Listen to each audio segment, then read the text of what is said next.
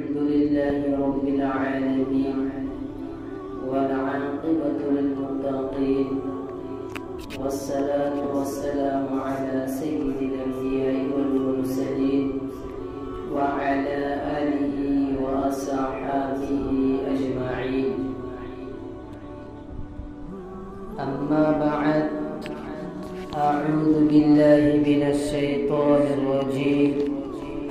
بسم الله الرحمن الرحيم. ألف لام ميم. أحسب الناس أن يتركوا أن يقولوا آمنا وهم لا يفتنون ولقد فتنا الذين من قبلهم فليعلمن الله الذين صدقوا وليعلمن الكاذبين. صدق الله مولانا العظیم. میرے محترم و مکرم عزیز دینی ملی ایمانی بھائیوں اور دو جہاں کے سردار کے غلاموں، آج دنیا کے جو حالات چل رہے ہیں سارے لوگ اس سے واقف ہیں اور سب کو اس بات کا علم ہے کہ دنیا کے حالات آج کس طرح چل رہے ہیں، لیکن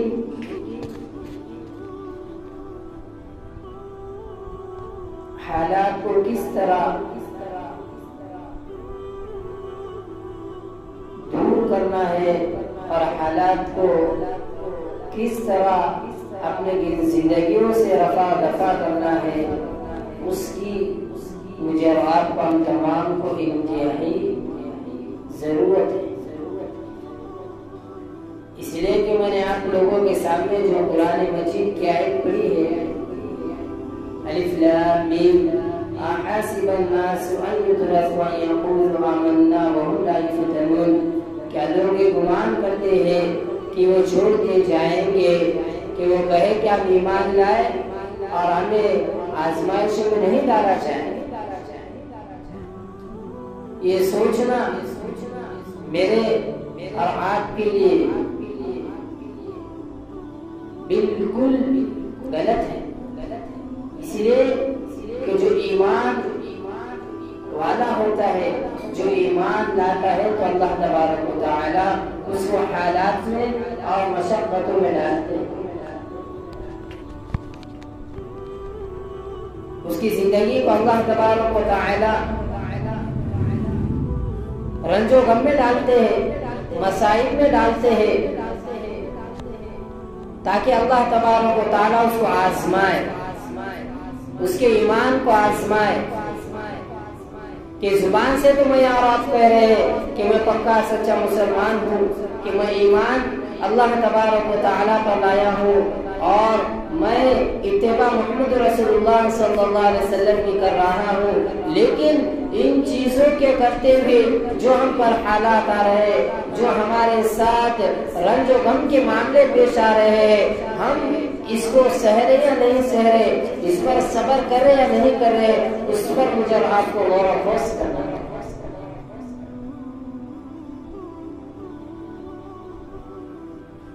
ایمان والوں پر تو حالات آئیں گے،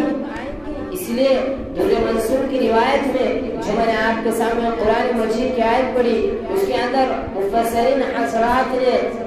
لکھا ہے کہ جو قرآن مجید کی آیت اتری ہے اس وجہ سے اتری ہے کہ حضرت عمار اور ان کی والدہ کو جو تکلیف دی جاتی تھی اور اس تکلیف پر وہ صبر کرتے تھے، اس کو برداشت کرتے تھے، تو اس کی وجہ سے اللہ تبارک و تعالیٰ نے یہ قرآن مجید کی آیت کو اتارا. دوسری روایت میں مفسرین حضرات نے لکھا ہے کہ اسلام لانے والے جو سب سے پہلے اشخاص تھے جنہوں نے اعلان کیا تھا وہ 7 تھے. جس میں سے دو جہاں کے سردار آقا نامدار محمد رسول اللہ صلی اللہ علیہ وسلم بھی تھے۔ حضرت مصعب بن عمیر، حضرت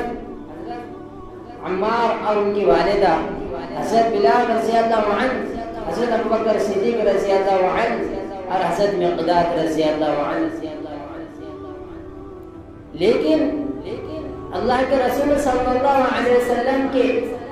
چچا کی وجہ سے آپ کو مشرکین کو تکلیف نہیں دیتے تھے۔ حضرت ابوبکر صدیق رضی اللہ عنہ اپنے خاندان کے بڑے مانے جاتے تھے، جس کی وجہ سے ان کو بھی کوئی تکلیف نہیں دیتا تھا۔ لیکن حضرت بلال رضی اللہ عنہ، سارے لوگوں کو ان کا قصہ معلوم ہے۔ دیگر جو صحابہ کرام تھے، ان کو اتنی تکالیف دی جاتی تھی، اتنا پریشان کیا جاتا تھا کہ ہمارے سامنے ان کے سارے واقعات ہیں کہ کسی کو دوپہر کے وقت تپتی ہوئی زمین پر لٹا کر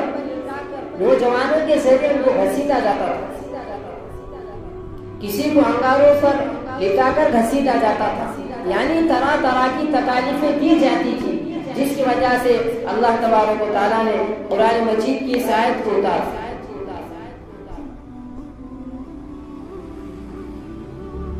اور اللہ تبارک و تعالیٰ امتحان لیتے ہیں بندوں کو، آزماتے ہیں، اور جو بندے اس پر راسخ قدم رہتے ہیں، مستحکم سے جمے رہتے ہیں، اللہ تبارک و تعالیٰ ان کو دنیا میں بھی کامیاب کرتے ہیں اور آخرت میں بھی اللہ تبارک و تعالیٰ ان کو سرخرو فرمائیں گے۔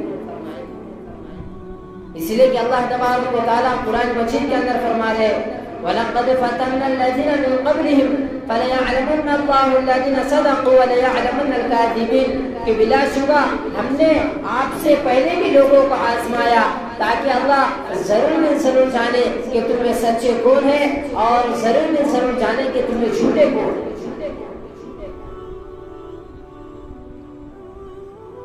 یہ قرآن مجید کی آیت مفسرین حضرات نے لکھا ہے سکون اتری کہ بہت سارے مشرکین منافقین ایمان میں اپنے آپ کو کہتے تھے کہ ہم ایمان لا چکے ہیں، لیکن جب انہیں تکالیف آتی تھی تو اس سے کیا ہے، ایمان سے باز ایمان سے ہٹ جاتے،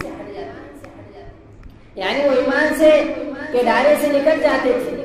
کہ ہم ایمان والے نہیں، صرف ہم زبان سے کہہ رہے۔ تو میرے عزیزوں، جو ایمان والے ہوں گے ان پر حالات آئیں گے، مصائب آئیں گے، لیکن اس پر جمے رہنا ہے، اس پر صبر کرنا ہے، اللہ تبارک و تعالیٰ کی مدد و نصرت اس پر ضرور آئیں گے۔ آج مولانا کریم صدیقی صاحب دامت برکاتہ العالیہ ہندوستان کی ایک بہت بڑی قومی شخصیت ہے کہ جنہوں نے دین کی اتنی خدمت انجام دی اور کئی ہزار لوگوں کو مسلمان بنانے اور ایمان بنانے میں ان کا ہاتھ ہے، لیکن آج ظالمین نے ان کو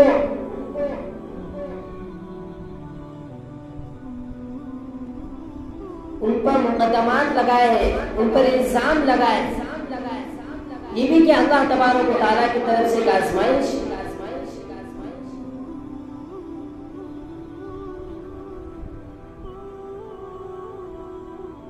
جو بھی ایمان والا ہوتا ہے، چاہے وہ کتنے بڑے ہو، چاہے نبی ہو، چاہے کتب امدار ہو، اللہ تبارک و تعالیٰ ساروں کو آزمائے۔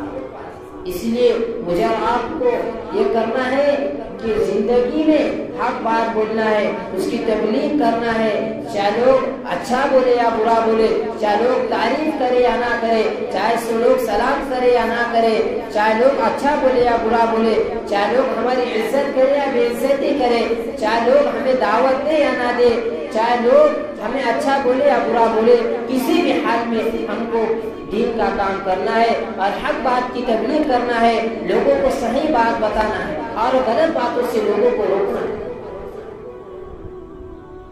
جو حق و انسان ہوتا ہے، صحیح بات بولنے والا ہوتا ہے، اللہ تبارک و تعالیٰ کی مدد ہے، اس کے ساتھ شامل حال ہے۔ لیکن آج مسلمان اپنی عزت کے لیے اپنے دین کی پرواہ نہیں کرتا، حق بات نہیں بتا رہا، چاہے شریعت کا مسئلہ ہو، چاہے دین کا مسئلہ ہو، چاہے اسلام کا مسئلہ ہو، لوگوں کو حق بات نہیں بتا رہا۔ کیوں؟ کہ لوگ اس کی بے عزتی کریں گے، لوگ اس کو عزت نہیں دیں گے، لوگ اس کو برا بھلا کہیں گے، جس کی وجہ سے وہ دین کی باتوں کو کیا ہے لوگوں کے سامنے نہیں بتلا، لوگوں کے سامنے اس کو اجاگر نہیں کرتا۔ لیکن میرے عزیزو، مجھے اور آپ کو، ہم تمام کو مل کر یہ کام کرنا ہوگا کہ دین کے معاملے میں جو صحیح باتیں ہیں، جو حق باتیں ہیں، اس کو لوگوں کے سامنے بتلانا ہوگا،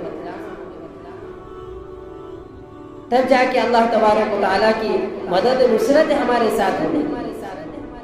سفیان ثوری رحمۃ اللہ علیہ فرماتے ہیں کہ میں اپنے بستی کا ایک جنازہ پڑھایا،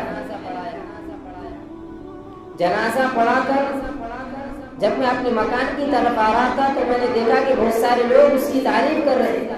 اس کی عزت کر رہے، اس کی تکریم کر رہے، تعظیم کر رہے، ہر فردوں کو دیکھ رہا ہوں کہ اس کی تعریف کر رہا ہے، اس کی اچھائیاں بیان کر رہا ہے۔ تو میں نے اس سارے منظر کو دیکھ کر کہا کاش مجھے اگر چاہے شخص کا معاملہ معلوم ہوتا تو میں اس کی نماز جنازہ ہی نہیں پڑھا۔ کیوں؟ اس لیے کہ ہو سکتا یہ شخص کیا ہے منافقت بنا کرتا ہوگا، یہ شخص لوگوں کے ہاں میں ہاں ملاتا ہوگا، غلط بات کو بھی صحیح بول کر لیتا ہوگا، جس کی وجہ سے لوگ اس کو کیا صحیح کہتے ہیں۔ اگر چاہے شخص حق کو ہوتا، حق بولنے والا ہوتا تو اس کے بہت سارے مخالفین کھڑے ہوتے، بہت سارے اس کی کیا ہے بے عزتی کرنا شروع کر دے، لیکن آج سارے لوگ اس کی تعریف کرتے ہیں۔ مجھے اس بات سے پتہ چلتا ہے کہ شخص کیا ہے لوگوں کے ہاں میں ہاں ملانے والا۔ اس لیے میرے عزیزوں، چاہے کچھ بھی ہو جائے، حق بات بولنا ہے، صحیح بات بولنا ہے، اسی پر اللہ تبارک و تعالیٰ کی مدد و نصرت آئے گی۔ اللہ تبارک و تعالیٰ ہم تمام کو پہلے سے زیادہ عمل پیرا فرمائے۔ وآخر دعوانا ان الحمد للہ رب العالمین۔